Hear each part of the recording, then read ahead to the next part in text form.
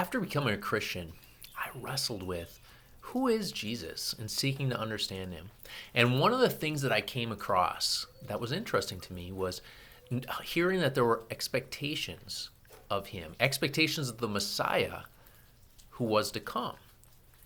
And I also learned that some people say, well, they don't believe in Jesus because they don't believe that he filled the messianic expectations. Now, there's not just one simple place to go to know what all the expectation of the Messiah were to be.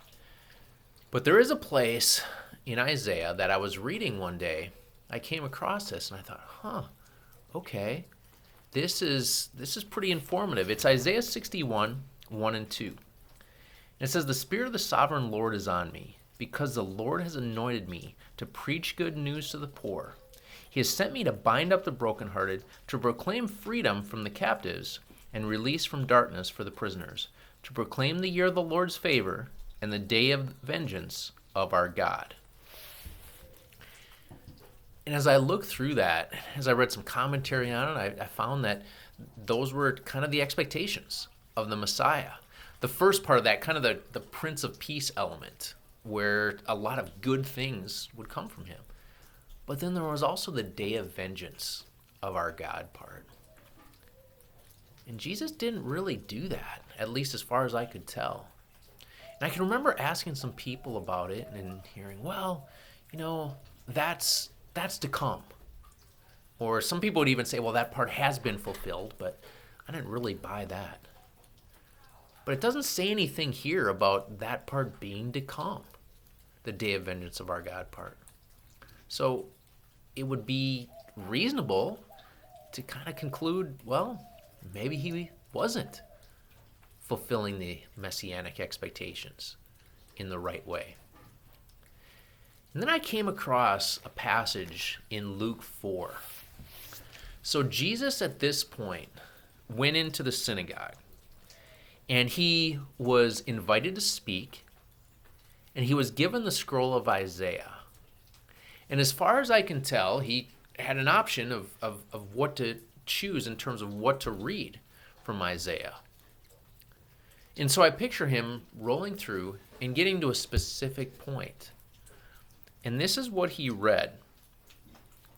I'll pick it up in verse 17. "The scroll of prophet Isaiah was handed to him.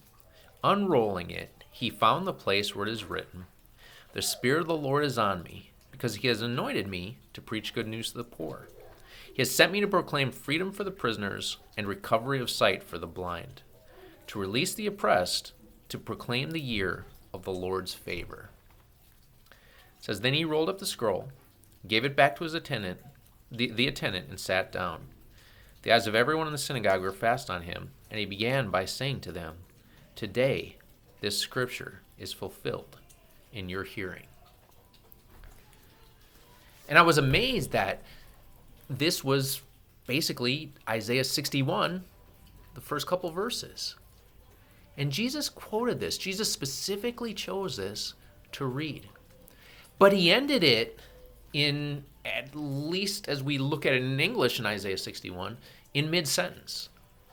He stopped before the day of vengeance of our God part.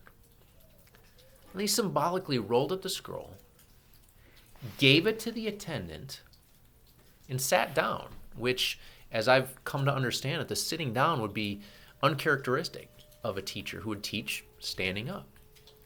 But he sat down almost to indicate that it's finished at some level.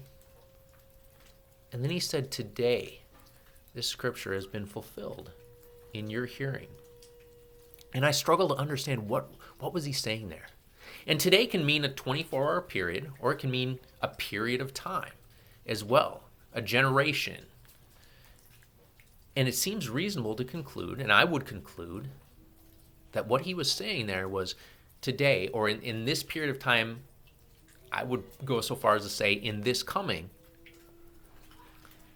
of him, this scripture is fulfilled. And the fact that he left that second part off, the day of vengeance of our God, I would say it's reasonable to conclude that he was implying that tomorrow or in a future time, in another time, the rest of it will be fulfilled. So I walk away after looking at Luke 4 and saying, you know what? I do think it's reasonable to conclude that although he didn't fulfill all the messianic expectations, especially the day of vengeance of our God, the conquering king part, in Luke 4, he was indicating that in this time, in this coming, that wasn't to be.